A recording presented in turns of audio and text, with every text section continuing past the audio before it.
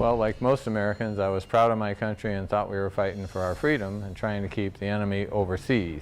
When I got there, I found out that, like everybody that entered the country, you become afraid on the first day because you don't know what to expect, you don't know what's coming at you, and you definitely don't know what the people saw that came before you.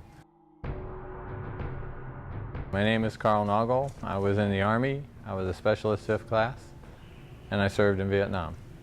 I served from June of 1969 through June of 1970. And I was trained to be an artillery surveyor. What I didn't know is artillery surveyor turns out to be a job where you put a post in the ground so they can fire cannons. After that, you're stuck on the base doing every other job they have. You're only given 1 week's training. They teach you how to throw a hand grenade, fire a weapon, and then what kind of things might happen to you when you're in the field, because they don't really know what you're going to do in a helicopter unit. And the 1st Air Cavalry is all helicopters. The little unit that I was in was 14 people, you know, the artillery surveyors. And we're attached to an artillery unit, which is huge, had 9 cannons.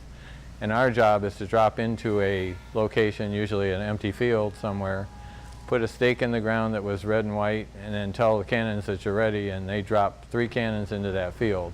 The job of the cannons was to support the infantry that's around you. So the 125th Infantry surrounded us going through the woods looking for the enemy. Our job was to make sure they had cannon support so they wouldn't get run over. There are no front lines in a helicopter unit especially. They attack you every night and you attack them every day. So the front line is you. It's really hard to explain because unless you've seen it and watched it, they can be inside the berm on a specific unit. Like we used to come in and go out of the field because we had to move 9 cannons, 3 at a time. When we came out of the field, went back to our barracks, the guy running the generator on the base camp could be a Vietnamese and we wouldn't know it. The only way you could tell is when he started pacing off the distances between his generator and other things, and 2 days later you get mortared by the guy that used to be the generator operator. So you never know who the enemy is. The idea was we were all one band of brothers and we were trying to keep each other alive. So if you needed me to call in the coordinates of where you were sitting, I could do that because I just put in the cannons. And I'm not the only one. Everybody in my 14 guys could do the same job.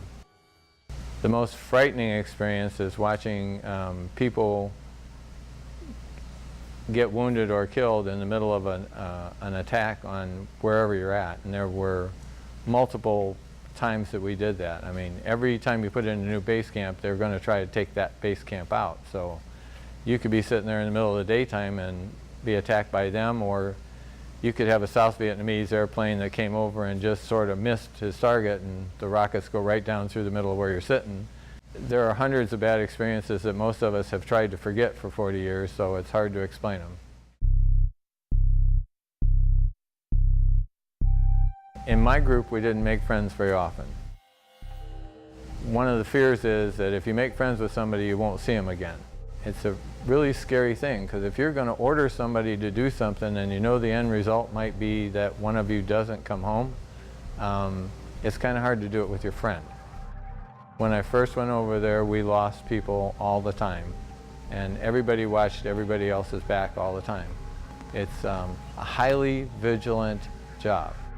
And it's the old saying that there's no people that don't believe in God in a foxhole. Well, when they start mortaring or rocketing or jumping over wires trying to get you, the first thing you do is drop down and pray to God that you get you out of that mess. And if you're lucky, you do. Scared is how I felt when the war ended, because I knew going home I was going to face the people that didn't want us over there, who had never been there and didn't know anything about it. I had to face people that I hadn't seen in a long time. So when I came out of the airport in Cleveland, Ohio, I looked around the corner and it was too bright out there. And I know my father came over and said, "What do you want me to do?" I said, "Send those people away." My family was there. And I said, "Send them away and take me to my favorite restaurant and just drop me off and I'll call you when I'm done. I'm going to eat my favorite sandwich. And when I get done eating enough of them, I'll give you a call." And he said, well, you look a little smaller than when you went over. I said, yeah, I was 195 when I left and 126 when I came back. So 5 sandwiches later, the lady in the restaurant said, I think you've had enough. And I said, not yet.